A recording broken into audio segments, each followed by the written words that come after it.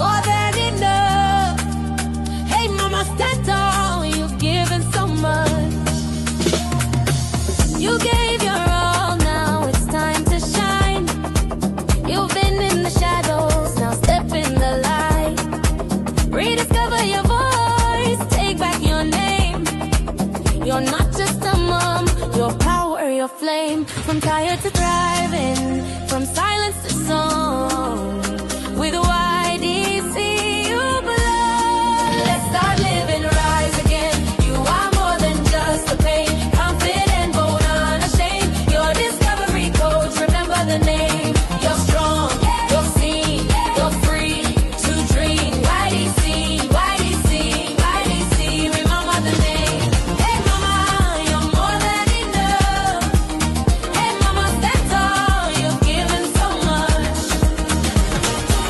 You gave your all, now it's time to shine. You've been in the shadows, now step in the light. Rediscover your voice, take back your name. You're not just a mom, your power, your flame. From tired to thriving, from silence to song. With YDC you belong. Let's start living. And hey, mamas, let's start living.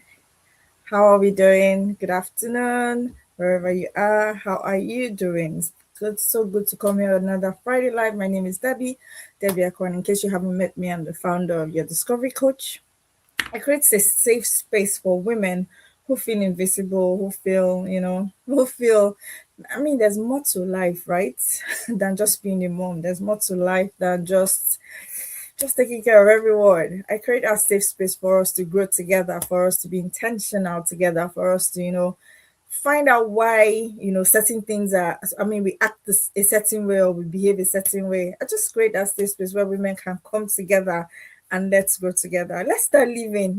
Life is beyond, taking care of every other person minus yourself. There's something you were born for. There's something you were created for. There's something your heart is longing for. And that's why you're here on another Friday Live. So thank you so much. Thank you, Rebecca, for joining me this afternoon. Thank you, Ngozi. I'm so grateful to have you here. Now let's go to today's topic.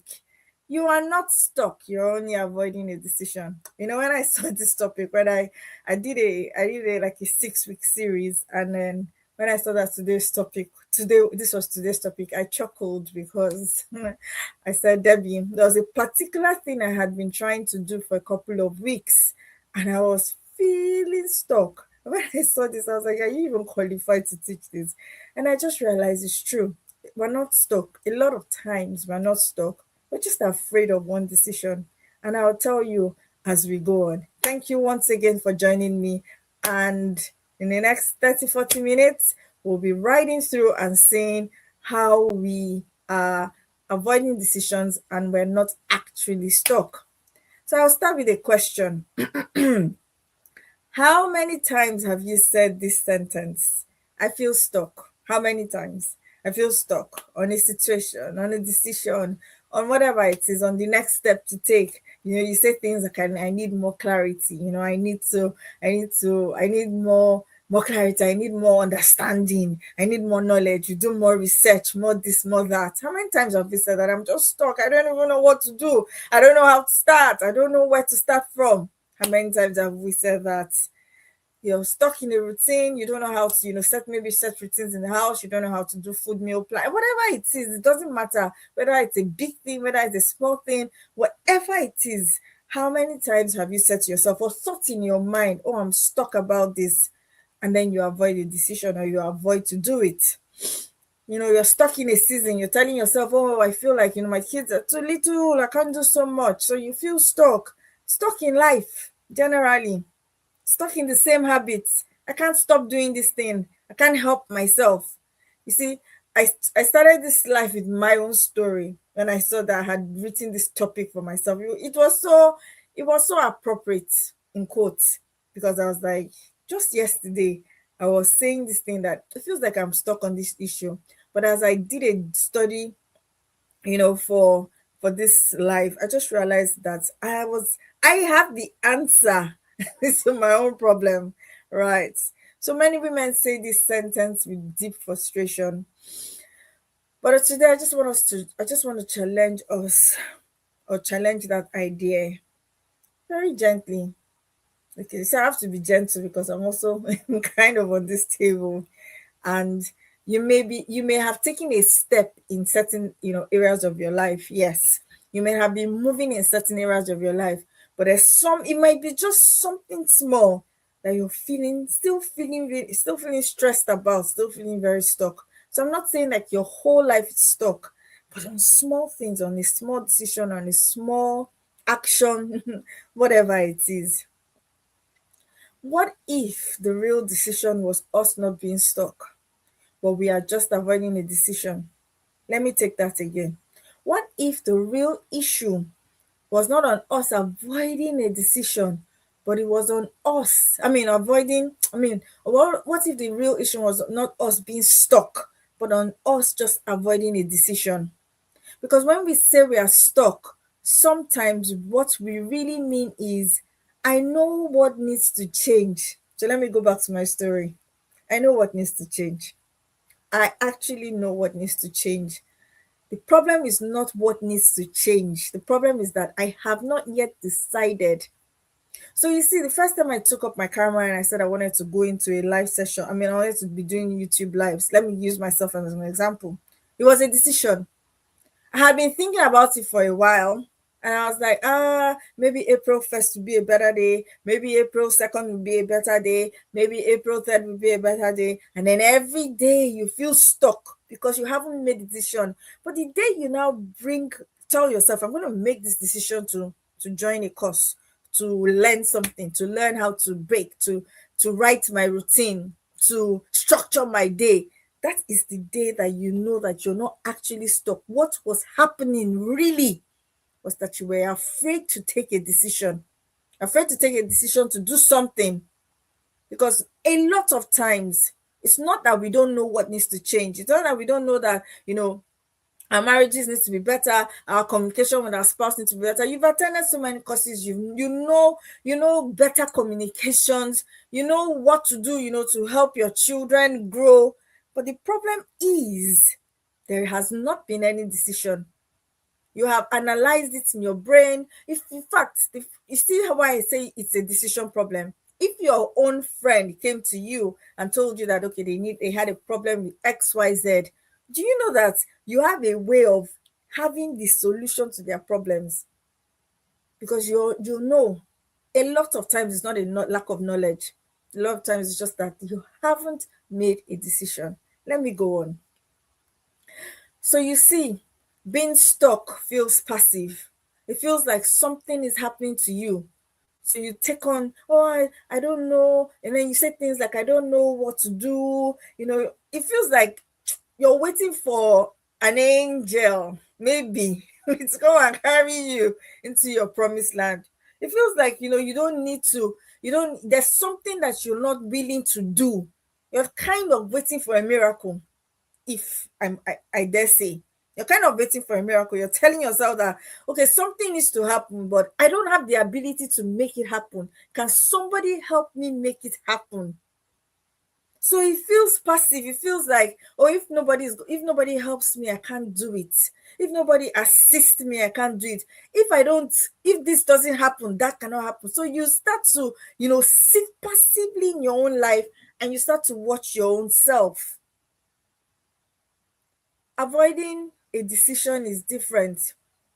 Avoiding a decision is active. You're actively trying not to do something. You're actively choosing not to do something, rather.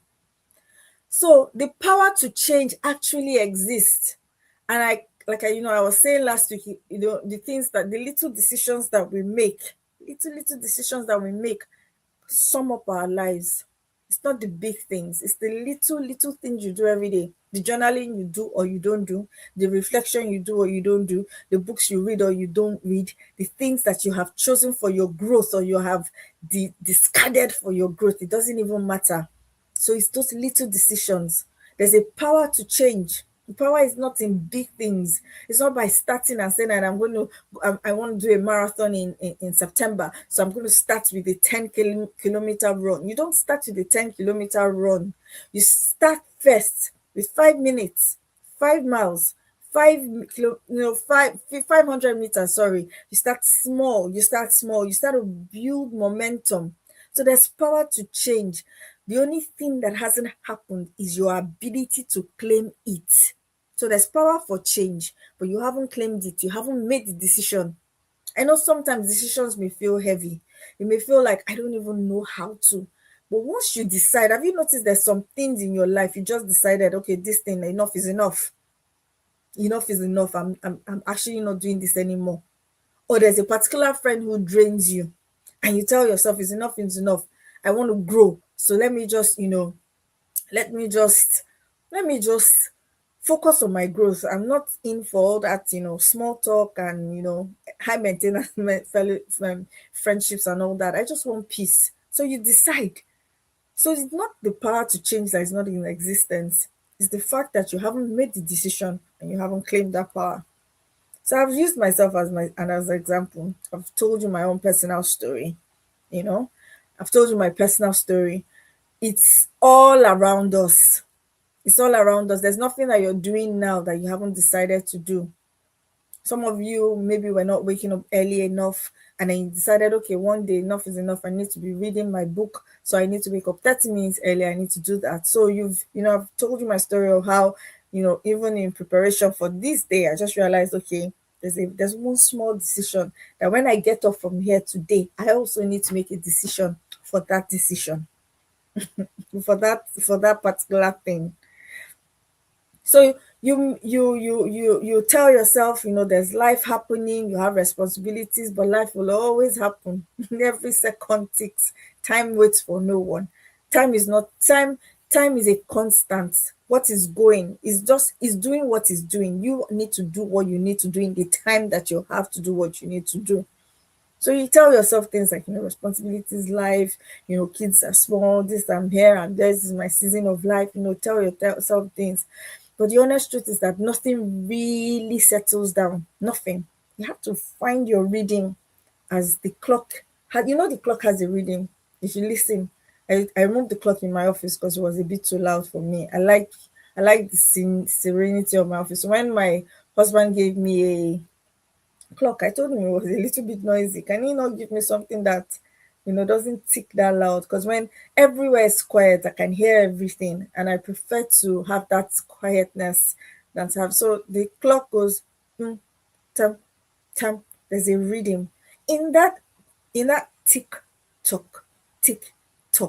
You also need to find your own rhythm, because the rhythm would not stop for you. You need to find your own rhythm. So it's not about your schedule. Nothing really settles down. It's not about your distress. You have to decide what matters to you at a particular time, in a particular place, and decide that I'm going to do it. Is keeping fit, for me, is keeping fit a decision I need to make. Yes, the mornings I wake up and I'm so tired because I didn't sleep early or I'd had a rough night, whatever it is, but I've decided. There's a decision that has happened that no matter how tired I am, I drag myself to my office through the cold, and I come to my treadmill right here in my office because I want to be fit. I want to be 60, and then you guys are asking, what's going on? Tell us your secrets. That's actually a goal for me. It's on my vision board here. I'm looking at it. It's actually a goal for me. I don't You can call it vanity, but I don't want to be 60 and sick. I don't want to be 60 and having all sorts of health issues. I have personally seen 60-year-olds who I would never have believed that they were 60-year-olds if they didn't tell me that they were 60-year-olds, because they took care of themselves. So it's something that I believe in so much, and I want to work hard towards it. So it's a decision. It's a decision. The clock will always tick tock. The reading will always be there. Tam, tam, tam. You need to find your reading in that reading. And then you realize, time goes. Whether or not you do anything productive with it, whether or not you do anything great with it or glam with it, it goes. So that was the day I also realized I made a decision. You see, it's not about being overwhelmed. It's not because life is impossible. The good thing about it is that sometimes when you complain, right, God gives you people, or when you're stressed or you're complaining, God gives you people who are acing it. It shows you, he says, just look at this person. This person is actually acing it. This person's acing it. You see, the reason sometimes we don't ace things, or we don't ace life, in quotes, is because we have put too many things on our plates that are not, taking us towards the goal of what we want. So let me give you an example. For instance, I say I want to be fit. I want to be 60 and I'm still popping. I can do my squats. I can do everything, and I'm telling myself it's impossible. It's Elijah. And then you just see somebody. I remember once someone walked into the office where I was working back then in Nigeria, and my boss said, this woman is like, she's in her 60s. I was like, no, no, my mama is a lie. I used to call, she's like a mom to me. I was like, no, no, it's a lie. And I was just staring at her. She knew I was staring at her. I've met a couple of them. So it's not like these things are impossible. Sometimes when you tell yourself it's impossible, you will find God bringing practical examples. You just find it, practical examples to you, and you're asking yourself, so how is this person doing it? The thing is not to say it's impossible. The thing is to see the possibility and work towards that possibility. Don't see the impossible, work towards that possibility. So you tell yourself that life is overwhelmed. Have you really looked at what you need to be saying no to, and what you need to be deciding yes for? At every point in time, there's a yes and there's a no. You can't do everything. I was just reading an article just before this live, and it was like, you can do anything, but you can't do everything. Because when you do everything, you will not do anything well. You will not do everything well. So you need to decide what's important for me now in my growing stage. What's important for me now in my building stage. What's important for me now in my whatever stage you are. What's important now that my kids are this age? What is important for me? Do I need to be doing XYZ extra, or do I need to sit down at home and teach them skills? What's important for me in the stage of my marriage? Is it spending time with my husband, or is it finding friends around? What's important? So you can do everything. You can do everything, but you can do anything, sorry, but you can't do everything all at once. So the decision is to remove overwhelm, is to decide what is important for you at the moment, so that you can get yourself. You see, there are many things. When I learned this principle, there are many things I won't bother with anymore. I don't care what's going on in the world, all around. I just want to focus on this thing, that this building stage, or this whatever stage. I want to focus on that thing, and I will focus on it. So if the many friendships that I have will not bring me to that stage, then unfortunately, it's not like friendships are not important. No, that's not what I'm saying. But at this stage in my life, there's no bringing me closer to where I want to go. It's too it's too heavy a price for me to give up what I'm trying to become for your own comfort. That's it. So you're overwhelmed because you haven't decided how you want to live. That's what happens. You haven't decided who you want to become. Do you want to be the friend of the whole world? Or do you want to be a woman who has has depth, has grace, whatever it is that you desire? A woman who is 60 and is still fit, whatever it is. If you want to be a woman who is 60 and is still fit, and you're working with people who mock you for going to the gym, or mock you for, doing, spending time on your diet, or spending time on good food, then you're not going to go very far. So it's a decision. When you decide how you want to live, it helps you to remove excesses from your life. So what happened when I was overwhelmed in my life at that time? This was supposed to be my own story, but I've changed it. But what happened when I was supposed to be, I was kind of overwhelmed at that time, was I hadn't decided who I wanted to be. I hadn't decided what mattered most. I hadn't decided what should stop in my life. I hadn't decided what I need to put what I need to protect. I hadn't decided what kind of woman I'm becoming. So I was listening to Nicola Ni oh no. It was just yesterday. Now I did a full 1 hour. No, it's not Nicola. Nicola is my friend in real life. This person is dead long ago. I'll try and Napoleon Hill. Thank you. I was listening to Napoleon Hill yesterday, and he said, when you don't decide your one purpose, your one purpose, what that one thing that you want to be, when you don't have an organized mind and you don't decide what that one thing you want to be, you will go ahead to live many different lives. Your energy will be so scattered that there'll be nothing of you. You can't say that this is who this person is. You can't say that, this is what this person represents. There's some people that undoubtedly, when you meet them, you're like, oh, wow, yes, we know this person for this. If I called Elon Musk now, everybody knows him for one thing, right? If I called, Mark Zuckerberg, everybody knows him for one thing. If I call, big names, everybody know them for one thing because they've concentrated all their energy into pursuing one purpose. So that thing really, really blew my mind yesterday. Wake up in the morning and we are 10,000 different things in 10,000 different places. There's no concentration. So that means that there's nothing you're building.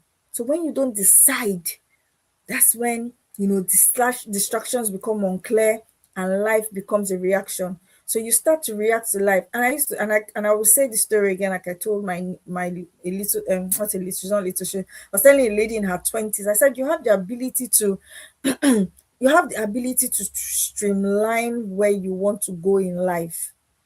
I know that that sounds really lofty because obviously nobody knows tomorrow. We know that nobody knows tomorrow, but the decisions you make, right, will determine what you are in the next 10 years. The decision, the habits that you form. So when your decisions are unclear, when your life becomes a reaction, anything that happens, you're reacting to it instead of designing a rhythm or a life that you want. That's the topic for a couple of weeks down the line. So let's look at the myth of being stuck. Let's talk about the that idea that you are stuck. Because most of the time, people who say they are stuck are actually facing one of three things. Let's name the three things. One, they are facing fear of responsibility.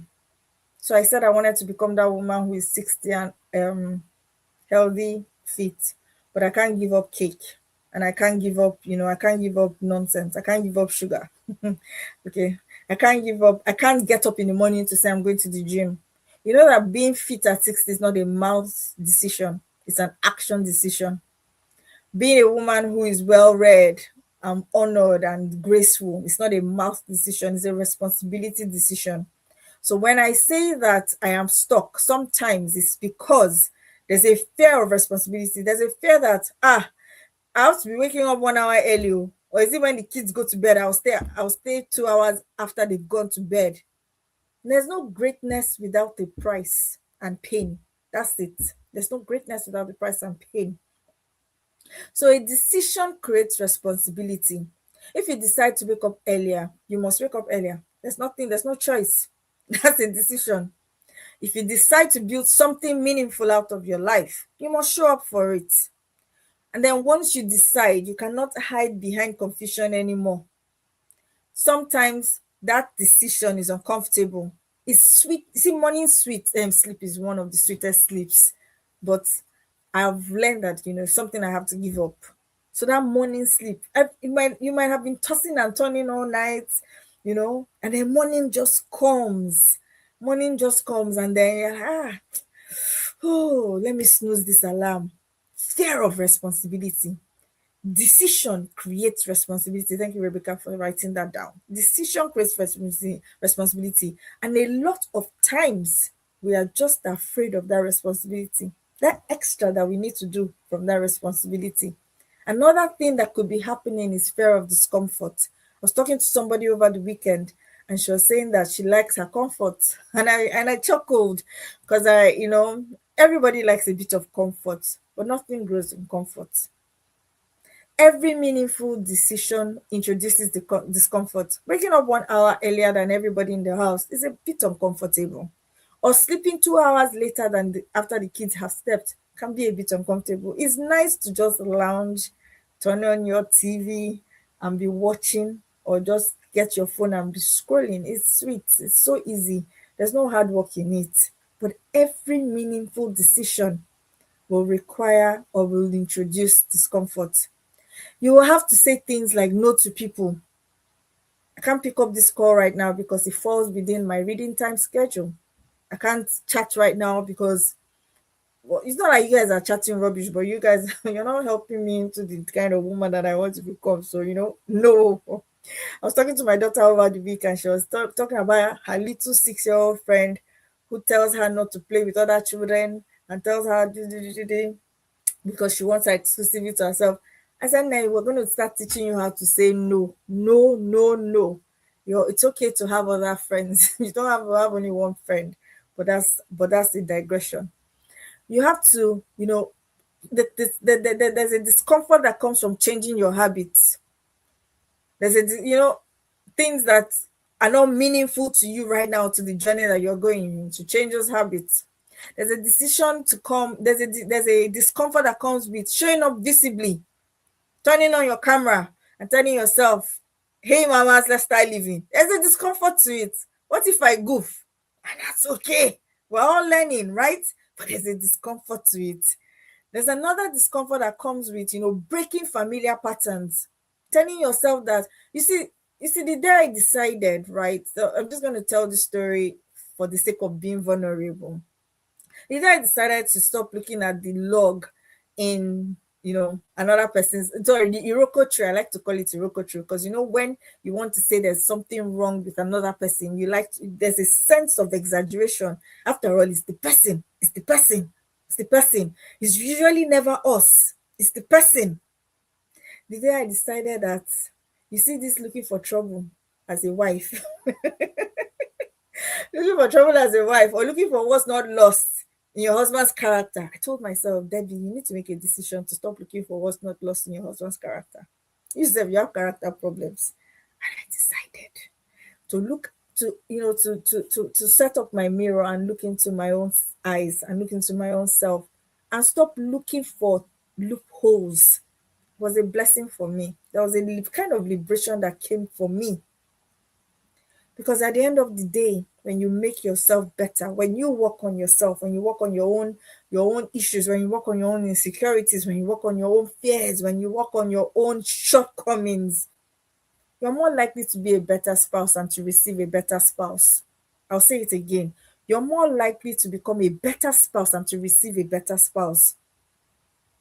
Because it's not the things that are done to you, it's your reaction to it. So I told myself, Debbie, there's some stories need to die. Some things need to die. Very uncomfortable. Because it was just easier to say that it's because the other person is not doing this. That's why this is not happening. But it's not always true. It's very uncomfortable looking at your own self and seeing your own self and asking your own self where things need to change, not where the other person needs to change. Breaking familiar patterns. So, for instance, you tell yourself that I love it when my spouse, I don't even know why I'm giving this example, it's not in my notes, but I love it when my spouse checks up on me. So you wait for your spouse to check up on you, but he's not very good at checking up on you. You are good at checking up on people, but you say you're not going to check up on him because he doesn't check up on you. The day I gave myself sense, I said, Debbie, see the thing that you want, you will start to do it until the other person can reciprocate. Maybe the person doesn't have the kind of grace that you have. Maybe the person doesn't have the kind of ability that you have. Maybe the person doesn't have the kind of personality that you have. So become the better person. You will receive the better person. You will receive it back because whatever you give, you receive. Whatever you give is amplified. It's not part of my notes, but I feel like there's somebody here that needs to hear this. Whatever you give is amplified. So, breaking familiar patterns, telling yourself that I want my marriage to work. My marriage working is not absolutely dependent on the other person's behavior. I choose to take responsibility for this behavior, no matter how uncomfortable it is. It's a decision and it can cause discomfort. Another thing that can cause discomfort is identity change. Decisions do something deeper than change your schedule. Decisions do something deeper than change your schedule. They change who you are. So people come to you and say, we don't even know who you are anymore. We don't even recognize this person. We don't know, you're changed. Some people can come and say, oh, you've changed. It's okay. If you decide to become more disciplined, you cannot keep rehearsing chaos. So your decision to become more disciplined automatically removes chaos from your life. So where chaos was very familiar with you, chaos will come and say, baby, I don't even know who you are anymore. So people who could associate you with chaos will just begin to realize that there's a realignment in your life and chaos does no longer exist. So if you decide to grow, you cannot stay in the same patterns. You cannot stay in the same conversations. You cannot stay even in the same friendships, I dare say, because there's some friendships that only mock your efforts and do not give any leeway or any not leeway, any assistance to who you are trying to become. So some friendships will go, some communities will go, some associations will go, because they only mock. They are just there for mockery. Mockery. They are just there for mockery. Pharisees and Sadducees telling you you're doing too much or things like that. So you walk away. Changes your dynamics, it changes your friendships, it changes you as a person, changes your habits, changes your schedule, changes you. An identity change can feel scary because people have known you for many years and many months and many moons will see you and say, let's just give it some time. I remember when I was younger and I got born again in secondary school. Some people said, let's give her a month. Some people said, let's give her 2 months. That's how they do. That's the kind of conversations that people would have around. Yo, let's give her a month. All these people, that's what they say. But thank God, it's been a couple of years now. Sorry, some 30 years, and I'm still there. But you see, people who are watching, and it's not like people are just sitting down and watching you. It just comes natural. It's not like they're even sitting down. It's just a test of, let's see how long this charade will go on. And when the charade doesn't change, then they know that, okay, this person has changed for real. So the cost of avoiding decisions, let's take that quickly. Here's something most people don't realize. Avoiding decisions is exhausting, not because of the decisions themselves, but because of the mental negotiation. So for every decision you make or you don't make, there's a mental negotiation going on. Oh, yes, Debbie has a perfect story for you. This decision I was talking about just a couple in the beginning, and I said, okay, this topic, why was this topic on this particular day? Because I had done the schedule I think for a week. I've done the schedule before now, and then I was going to prepare, and I was like, why bang on the day I'm actually I'm actually postponing one decision. Anyway, um it's good that it's happening this way, because I have several stories to tell. But avoiding a decision is exhausting. So you see, this decision I'm talking about is even me using it as my Friday life. That's the kind of mental negotiation that is going on in my mind. You're telling yourself, it's not just to bring paper, pen, and do this, da da da da da. But there's a mental negotiation. There's a mental negotiation. You've told yourself, you woke up this morning, took your to-do list and said, today it will enter my to-do list and I must do it. That mental negotiation weakens you, right? You tell yourself, your brain, there's one CEO board meeting happening in your head right now, saying, oh, should I start tomorrow? No, no, no, no. Tomorrow I have a Friday live. If I start tomorrow, it will disrupt my day. Okay, so let's start next week. See that mental negotiation. Oh, should I fix my routine? Should I put this in this time? Should I launch this idea? Should I? So all that should I change my schedule? Should I try something different? Should that conversation in your head becomes an open loop and it never closes. And then what happens becomes a physical, mental fat. You become physically drained, mentally fatigued.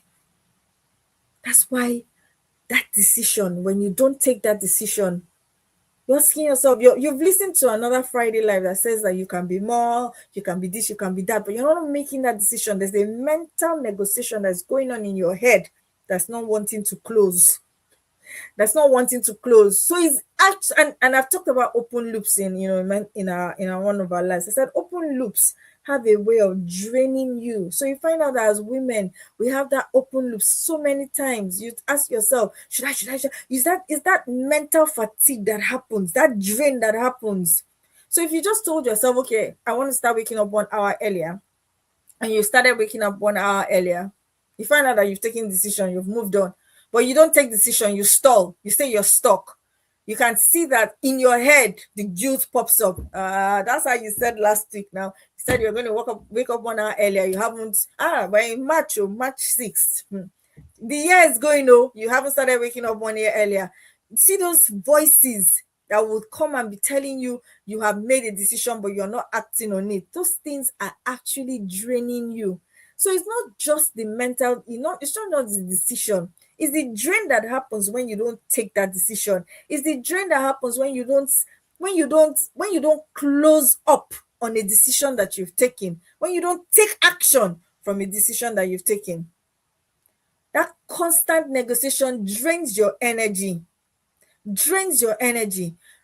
Decision itself restores your energy. So the day you find out that, okay, I have decided now I'm going to start the gym, the first day you went to the gym, how did you feel? You felt energized. There was something in your head that said, I am proud of you. Let me speak my mother's language. Jisike, I am proud of you. Well done. Because that decision to start what you needed to start energizes you, restores your energy, gives you a can do attitude, tells you can do it, spurs you on, pushes you to your goal, tells you that you're moving forward, you're edging towards what you are supposed to be doing. Because once you decide, that conversation in your head, that mental negotiation just ends. It's only waiting for you to make a decision, and the mental negotiation ends. So let's see the hidden decisions that women avoid. One of the decisions that women avoid are, or is, please somebody should correct me, is it is or are? Forgive me. Who am I becoming? Without identity clarity, life becomes reaction. Now I was reading something. I was doing a lot of psychology analysis of identity issues with women, and one of the things I read about was when identity becomes, when you mute your identity. So your mom, you're sorry, not your mom, you're being a mom is a role. When you forget who you are, you know what you love. Remember when you were small and you said, when I'm old, I will do this, I will do that. When I'm grown up, I'll do this, I'll do that. When you forget what makes you feel fulfilled, what makes you feel like you're doing something greater than yourself, bigger than yourself, blah blah blah. That lingua. When you forget it, it just makes life become a reaction. So you're constantly revolving everything you do around the kids, and it's okay. It's okay, but it's not okay. Everything around every your schedule, there's nothing in your schedule that signifies that you're important to yourself. There's nothing. Everything is about, when am I going to drop a day to school? When am I going to drop Naomi to school? Everything is about them, nothing about you. So you respond to whatever happens instead of building intentionally. Building stages that don't have to be the same at every stage of your children's life, but you should never stop building. I wish I learned that earlier. Building stage should not, you cannot, you see, the foundation takes time. They dig, blah blah blah blah blah. To do the roofing takes its own amount of time. Every stage is not as fast as the other stage, or does not take the same amount of time as the other stage. But the point is, to get a house, you need to never stop building. So instead of building intentionally, these women who have not made a decision of who they are becoming react to life, react to everything that happens to them. These are the women who wake up at 60, at 70 and say, what have I done with my life apart from having children and give? Then they start to guilt trip their children. After all I've done for you, I carried you for 9 months. I forsook my career for you. I stayed at home for you. I did not become what I wanted. I would have had the capacity to be a lawyer, but I gave everything up for you. You see, those are the women that will come and then they start to guilt trip their children into the decisions that they made or the indecisions that they made for their own lives. So you respond to whatever happens when you don't decide who you're becoming. Another decision that women hide under is, did I get it right? Another decision that women hide under is, when everything matters, nothing moves. When your time, your attention, and energies are scattered everywhere, nothing moves. We talked about that when I was talking about Napoleon Hill and what I read yesterday, what I listened to yesterday. When you see, he said something really, really profound for me. He said, when you wake up in the morning, you wake up and you declare what your purpose is, so that every decision you're making towards your day, if it's not helping the purpose, you chuck it. If it's helping the purpose, you do it. It helps you to streamline your decisions. It says you wake up in the morning, you put your foot down, you sit down in stillness and decide, today my purpose is, not scattered purposes, not this is not vague and scattered purposes. And it was so profound. It's like, commanding your morning, commanding your day, not living like whatever will happen. I remember that phrase, kesara kesara. I know I'm not pronouncing it well, but whatever will be. It's not true. But the sum total of decisions we make every day, of the habits that we form every day, it compounds. Next thing that we hide under is what must stop. Growth is not only about adding, it's also about subtracting. And that's where I'll come back to that story of be looking at, what's that thing again? It says remove the remove the log in your own eye before you try to remove the speck in another person's eye. I'll come back to that story again. What must stop? For me, I knew the things that must stop. I knew the things that were leaking my energy. I knew the things that I needed to subtract. I knew the things that being stubborn about would not give me the kind of life that I desire. So what must stop? What were the habits that must stop? There might be little things, very little things. Obviously, as you grow, you will need to, there will be a need to keep subtracting and adding. It's not only the addition, the subtractions need to happen.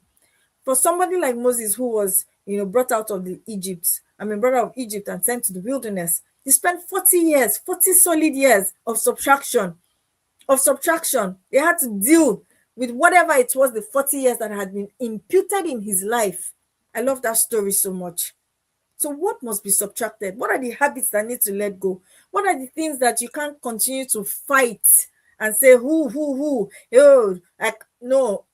If you're going to be very sincere with yourself, the reason some of the reasons that you're not enjoying your life as it ought to be is because you're carrying too much weight.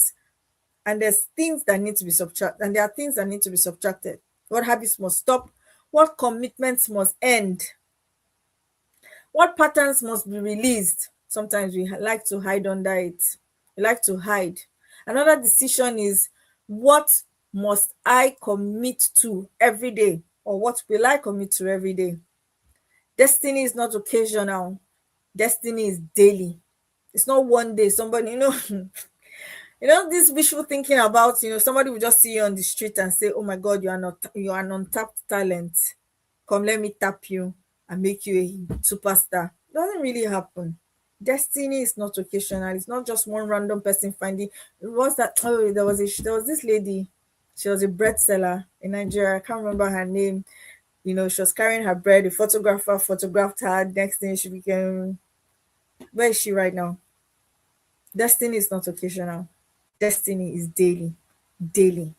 The question is not what you believe. The question is what you repeat. Let me say that again. The question is not what you believe. The question is, what do you repeat on a daily basis? What do you repeat? Good or bad? Doesn't even matter. Good or bad, it compounds. The bad will not say because I'm bad, I won't compound. It will still compound. So when you realize, when you see the life that you want, when you see the woman that you want to become, when you can see clearly what you want out of your life, you're able to take better decisions. You're able to understand what you need to commit to daily. You're able to understand what it is that you need to stop. You're able to understand what actually matters in the whole scheme of things. Does this matter? I remember I was talking to somebody a few weeks ago, and the person was telling me how, I don't know what the story was because I switched off.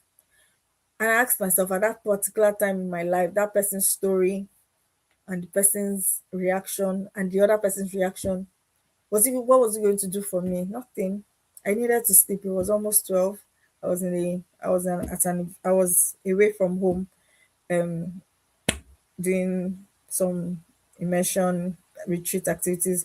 So I asked myself, this story she's telling me, is it really important? Omo, that's how I switched off. Oh. I switched off because the story at that time did not actually matter for me. It didn't matter for me. The decision to sleep and get better sleep was a better decision for me than hearing what two random people, I know they were wrong or they were right, I don't know, but two random people that would, their story will not add or remove from my life. Why am I spending the next 15 minutes listening to you about it? No, now, no, it won't work. The day I decide that who am I becoming, then I no longer react to life. I create the life. I design the life. I design the rhythm that I want to see. I design it. So what happens? That shifts when decision happens. And then there comes a moment where something changes, not outside you, but inside you. You stop asking questions like, how do I feel today? And you start asking questions like, who am I becoming? So you don't know, you're no longer what's the word? You're no longer moving by feelings. Oh, there was a time in my life I was led by moods. I don't feel like. No, you can't build anything sustainable with being led by moods. So you no longer ask, how am I feeling today? You start to, I guess, if you're for me and my exercise, except I'm genuinely like, maybe I have a cramp or something, that decision, oh, to come to my office to do a workout is long standing. As I stand, every other thing that is wrong in my body has to leave. No, it has to leave. So at days that I have maybe like I didn't stretch properly because I had things to do and all that, and then I'm having. I say, we will do this. We will do this workout. We will have to do it. So you stop asking how you're feeling. You start asking questions like, "Who are you becoming?"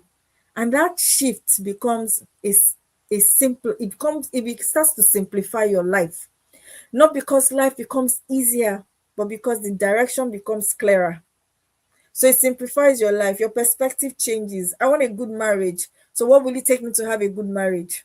I need to let go of, certain things. Even as painful as it is, as right as I am, in quotes, can you please, in quotes, as right as I am, as is my right, is my space, is and then we blow hot and cold. Just let it go. It starts to give you direction, starts to simplify your life, starts to tell you that there are certain places you can't be in, there are certain atmospheres you cannot be in. It just simplifies your life. Not friendship drama, because all the friends that give you drama, you pack them to one side. Chikina, no wahala. Direction becomes clearer. When identity is clear, decisions become simpler. When decisions become simpler, life becomes calmer. So the reason why sometimes you see yourself, you're running kitty kitty and kata kata, you don't have any sense of rhythm in your life, is because your decisions are so unclear. You don't know who you're becoming. You don't know who you are. You don't know what you want for the next 5, 10 years. And you don't know the things. You haven't outlined the things that will get you there. So your decision, so the Napoleon Hill I was listening to yesterday, it wasn't him, obviously, because he's been dead. It's him. Somebody, yeah, it's him, sorry. He was saying something about, when you know where you're going to, and then you start to you don't have so many things you're pursuing. Your life becomes calmer, and then when your life becomes so calm, the people around you sense that calm in you, and then that calm also attracts what it is that there's an attraction. Calm, you see, he was saying that money is not attracted to, unnecessary busyness. You're running, yeah, da, da, da, da, da, da. It's attracted to calm. There's a magnetic force that calm has, and the things that you want in your life, it starts to bring it. Because also that calm also comes from, your subconscious thoughts, what you think. You're beginning to deal with who you are really, really, really on the inside. You're really beginning to deal with what you are, with things that actually stop you. You start to stop things that stop you, and then the life that you want, somehow starts to get attracted to you. It's not attracted to chaos. So many things are not attracted to chaos. And that's why even in the beginning, when God said, He said, let there be light. And I mean, the Spirit of God was hovering over the darkness, and He said, let there be light. You see, that He needed to create order, because life, the kind of life that most of us are looking for, is not attracted to who we are because of the chaotic nature of us inside. There is no light, there's no calm, nothing. So now let's quickly look at our decision framework. Spend the next couple of minutes looking at the decision framework. There are 4 questions I want you to ask yourself every week. What kind of woman am I question 1, what kind of woman am I becoming? Not what do I feel, what am I building? 4 questions you should ask yourself every week. What matters most this week? Ask yourself. Not everything. Remember what we said, you can do everything, or you can do anything, but you can't do everything, because when you do everything, you can't do anything well. So ask yourself 1 question: what matters this week? The third question you should ask yourself is, what must stop immediately? And be honest. There's so many stories I've told you today that I'm not proud of myself for being that former person, but I'm growing. I'm taking it, I'm getting becoming, I have it on my wall, becoming a better version of myself. Growing. It's not everything that we say that we're proud of, but the thing is, what must you stop immediately? And it's honesty. All you need to do is to be honest with yourself. Some habits have to go. And what habit and what daily action proves my decision? So let's use my woman at 60, Debbie at 60. In fact, you should come and help me have that vision too. Debbie at 60, looking very young, very agile, very active, very healthy, no issues.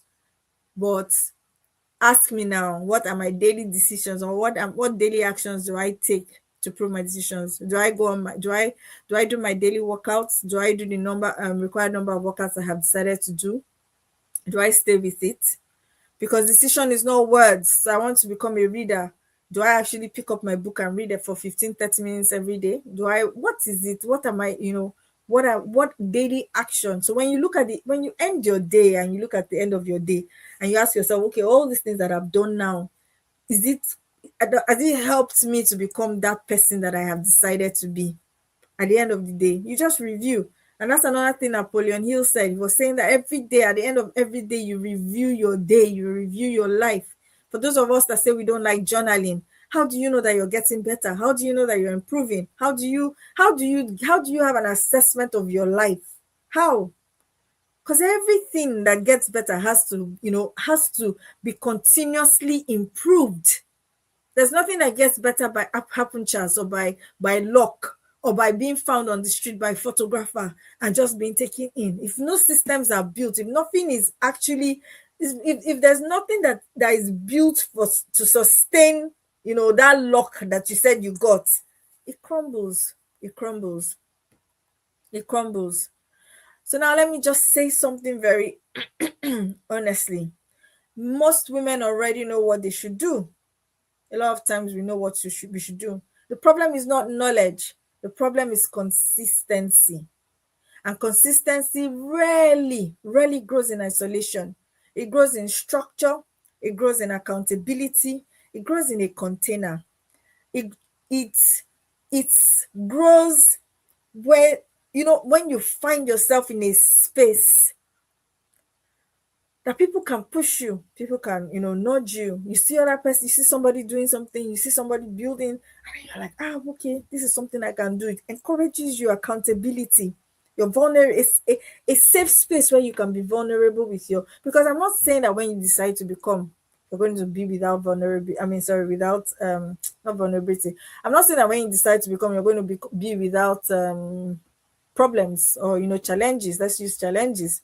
There challenges will come, but what is the what how do you ensure that when challenges come, it doesn't throw you off? And that's why I have created Becoming Her program, because I've realized something very important. Transformation does not happen because we watch videos. Transformation happens because we build a structure around change. So if you're tired of starting over again, if you're tired of negotiating with yourself, if you're tired of drifting, you drift, you come back, you drift, you come back, you drift, you come back, then join us. Join us in our Becoming Her program. The link is in the bio of this video. Join us. You need that safe space, you need that container. You need it to actually see yourself grow, to somebody that can hold you, somebody that has been there, done that, has made her own mistakes, has fallen a couple of times, have stumbled, and has found her way. And let me guide you. Let me guide you. Come into the Becoming Her program. The women who transform are not the ones who know the most, they are the ones who decide. So, what decision would you make after today's life? Hey, mamas, let's start living. Thank you, and I'll see you again next week, Friday. Thank you for joining me.